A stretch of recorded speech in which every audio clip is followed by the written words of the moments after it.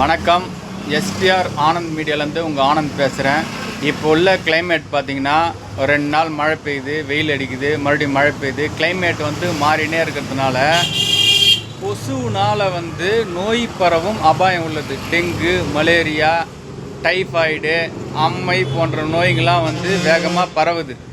நம்ம வீட்டை சுற்றி தேவையில்லாத பொருள்கள்லாம் அப்புறப்படுத்தி ஒரு சுத்தமாக வச்சுக்கணும்.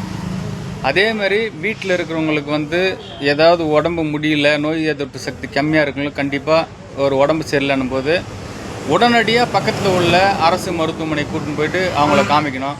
நிலவேம்பு கஷாயம், பப்பாளி இலை அதை அரைச்சி ஒரு கஷாயமாக எடுத்துக்கணும் போது நோய் வரும் நம்ம தடுப்பதற்கான வாய்ப்பு நிறைய இருக்குது.